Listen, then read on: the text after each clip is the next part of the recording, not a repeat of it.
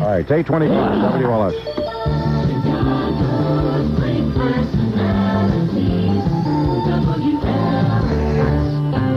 He who lies down with dogs shall rise with fleas, but he who lies down with angels shall rise with wings. Watch us. Tony Brown, 10 till noon Saturday mornings on News Talk 890 WLS. 8:25 with Don Wade and Roma and Rick Bayless, who was on your TV screen all the time with his show Mexico One Plate at a Time. Mr. Topolo Bompo. Hi, Rick. You can say that so beautifully. I love it. Wait a minute. Why am I only getting Rick in one ear? Let's get Rick on all circuits. Can we test?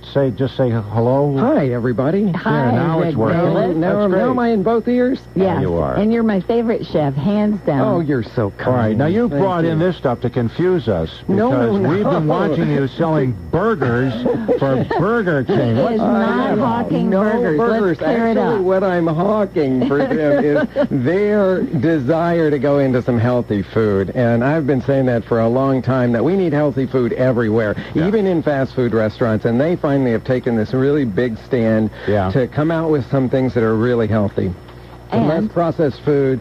This chicken sandwich is 350 calories, 5 grams of fat.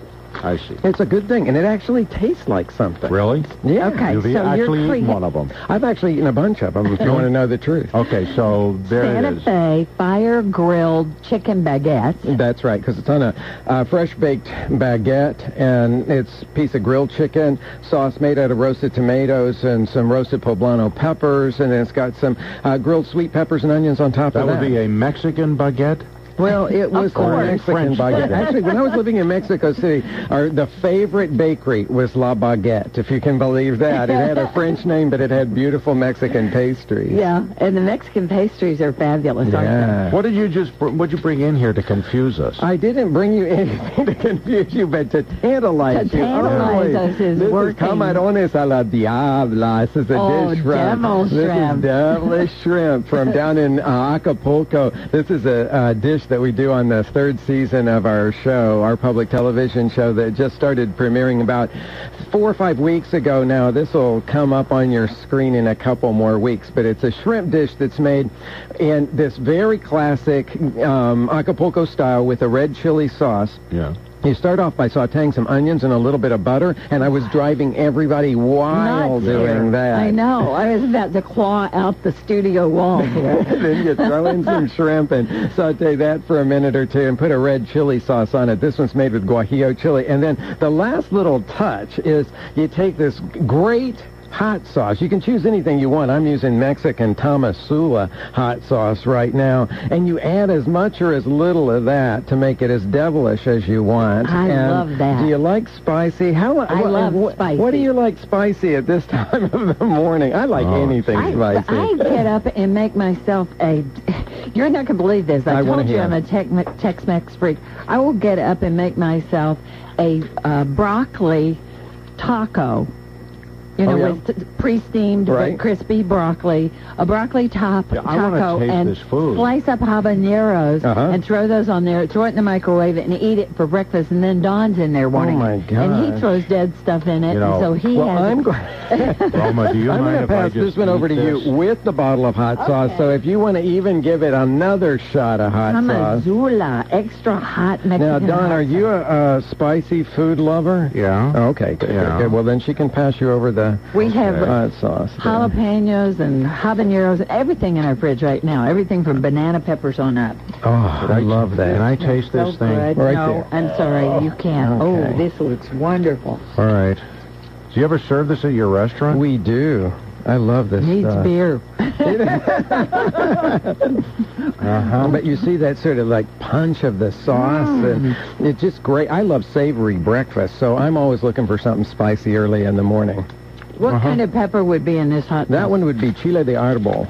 It's a long, skinny chili, and it's got a very punchy flavor. I love it. We actually make hot sauce out of it at the restaurant a lot.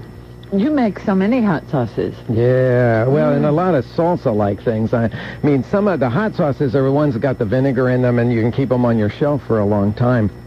And that's what, actually, I do a whole show on this season on hot sauce and how to make it and what goes into it and that sort of thing. I have one of those Vitamix. Yes, Vitamix things, so you can make your own salsa. Absolutely. And you're doing that in a Vitamix is just fabulous because it's such a powerful blender. It'll give you wonderful texture. And it does it in no time. In you can no make time. Just righteous salsa.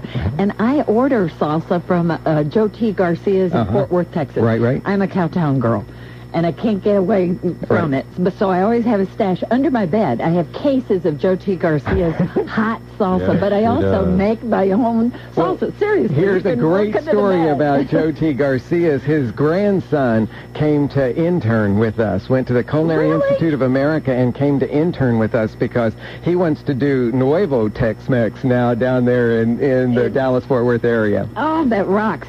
Well, when I grow up, could I come and intern with you? Absolutely. Anytime you want to. I'll bring all my cases of stuff from under my Okay, so Mexico, one plate at a time is it tonight? It's on Friday nights at 8:30. That's a repeat, though. The last Saturday at 1:30. Yeah, so that's the main area that people look for our show is Saturday afternoons, Channel 11 at 1:30, repeat on Fridays at 8:30. So like tonight. That's fantastic. That's correct. At 8:30. That's right. And we'll actually see you. Do you eat hamburgers regularly on the show? I don't. I can't say that I've ever eaten a hamburger on that show. Well, that's good. It's You only have to write out a letter, though, to kind of apologize to your friends and make them understand that healthy food... What I really wanted to do was to let people know why I did it, because when you see me in a Burger King ad, it's kind of like, what is that? Because he stands for organic agriculture and healthy eating and ethnic food and all that sort of stuff. And I thought, I've said for so long that we need to have healthy food in the fast food arena, and